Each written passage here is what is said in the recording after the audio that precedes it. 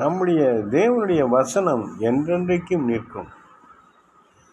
தேவனுடைய வசனம் என்றென்றைக்கு நிற்கும். எசையா 40ஆம் அதிகாரத்தில் தைரியமாய் சொல்லுங்கள், கர்த்தருடைய மகிமை பெரியது, கர்த்தருடைய வல்லமை உங்களோடு இருக்கிறது. கர்த்தர் உங்களை அரசாளுகிறவர்களாய் மாற்ற வல்லமை உள்ளவர். அவர் இராணுவங்களின் தேவன், சேனைகளின் கர்த்தர், பரிசுத்தத்தில் மகத்துவம் உள்ளவர். உங்கள் மேல் பிரியமாய் இருக்கிறார். கர்த்தர் தம்முடைய ஜனத்தின் மேல் பிரியம் வைத்து அவர்களை ஆசீர்வதிக்கிற தேவனாக இருக்கிறார்.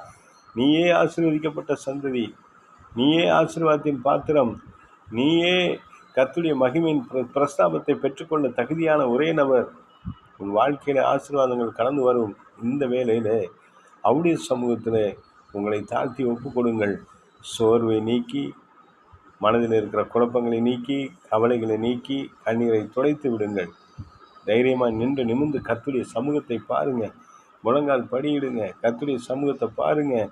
கர்த்தர் கொடுத்திருக்கிற வாக்கு தத்தங்கள், கர்த்தர் உங்களுக்கு கொடுத்திருக்கிற தரிசனங்கள், கர்த்தர் உங்களுக்கு கொடுத்திருக்கிறதான எல்லா காரியங்களையும் ஞாபகத்துக்கு கொண்டு வாங்க. ஞாபகப்படுத்துங்க. கர்த்தர் உங்களை விட்டு விலகவில்லை. அப்படி கிருபை உங்களை விட்டு விலகவில்லை. அப்படி மகிமை உங்களை விட்டு விலகவில்லை. அப்படி ஆசீர்வாதங்கள் உங்களோடு இருக்கிறது. சாத்தான் என்ன திட்டம் போட்டாலும் அந்த திட்டங்களை முறியடித்து கர்த்தர் உங்களை ஜெயகம்பீரமாய் நிறுத்துவார். நீங்கள் ஜெயிக்க பிறந்தவர்கள், நீங்கள் ஆள பிறந்தவர்கள், இயேசு கிறிஸ்துவின் நாமத்தின் மேலே பிரியம் வைத்திருக்கிறவர்கள், ஆசீர்வதிக்கப்பட்டவர்கள். கர்த்தருடைய நாமத்தில், இயேசு கிறிஸ்துவின் நாமத்தில் விசுவாசம் உள்ளவங்க, நம்பிக்கை உள்ளவங்க, எல்லாத்துக்கும் மேலே அவருடைய நாமத்தின் மேலே பிரியம் உள்ளவர்கள் மிகப்பெரிய பாக்கியவான்கள். அப்படி நாமத்தின் மேலே என்னவா இருக்கணும்? பிரியமாக இருக்கணும். அவரை தான் முன்னாடி வைக்கணும். தோல்வி இல்லை, வெற்றி உங்களோடு இருக்கிறது.